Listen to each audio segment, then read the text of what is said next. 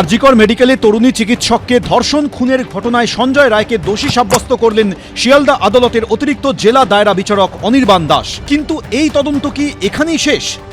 বিশেষজ্ঞরা মনে করছেন তেমনটা নয়, বরং তাঁদের মতে এবার আরজিকর মেডিকেলের প্রাক্তন অধ্যক্ষ সন্দীপ ঘোষ এবং টালা থানার প্রাক্তন ওসি অভিজিৎ মণ্ডলের বিরুদ্ধে তথ্য প্রমাণ লোপাটের অভিযোগ নিয়ে এগোতে পারে সিবিআই। সেই ইঙ্গিত মিলেছে সিবিআই এর আইনজীবীর কথাতেও। তদন্ত কি এখানেই শেষ না আগামী দিনেও তদন্ত তদন্ত তো চলছে। এভিডেন্স টেম্পার হয়েছে, ইনভেস্টিগেশনকে হাসাব করার চেষ্টা হয়েছে, এভিডেন্স ডিস্ট্রাকশন হয়েছে। যদি এটা হয়ে থাকে এবং টালা থানার ওসি সঞ্জয় এবং এক্স প্রিন্সিপাল সন্দীপ ঘোষ করেছে, প্রাইমারি চার্জশিটে সিবিআই যেটা উল্লেখ করছে, তাহলে সেই সাপ্লিমেন্টারি চার্জশিট কোথায়? তাদের সাজা ঘোষণা কবে হবে?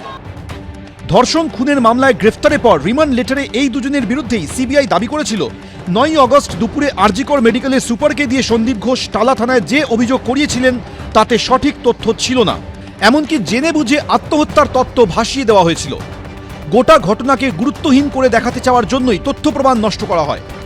তবে এত কিছু দাবি করার পরও 90 দিনের মধ্যে সন্দীপ ঘোষ ও টালা থানার প্রাক্তন ওসির বিরুদ্ধে চার্জশিট জমা দেয়নি সিবিআই, যার জেরে ধর্ষণ খুনের মামলায় তাদের জামিন দেয় আদালত।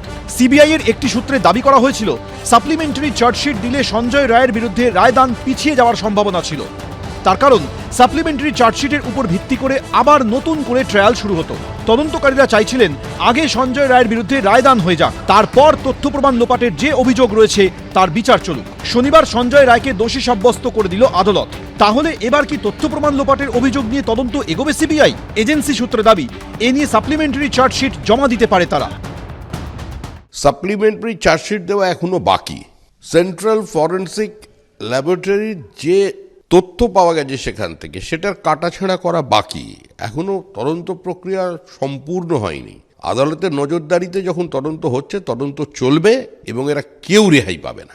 সিবিআই যে রিপোর্ট দিয়েছে সেটাও রাজ্য সরকারের যে সিদ্ধান্ত হয়েছিল, পুলিশ যে সিদ্ধান্ত করেছিল একই সিদ্ধান্তই হয়েছে, তার বাইরে ওরা যেতে পারেননি। যদি আর কেউ দোষী থাকেন এর মধ্যে, তিনিও চরম শাস্তি পাক, আমাদের ব্যাপারে কিছু বলার নেই। আরজিকর মেডিকেলে ধর্ষণ খুনের মামলায় শুরু থেকেই যাদের ভূমিকা প্রশ্নের মুখে পড়েছে তারা হলো পুলিশ এবং আরজিকর মেডিকেল কর্তৃপক্ষ। 22 আগস্ট সুপ্রিম কোর্টে সিবিআই এর আইনজীবী অভিযোগ করেছিলেন অপরাধের জায়গা আগের মতো নেই, তার চরিত্র বদল হয়ে গেছে।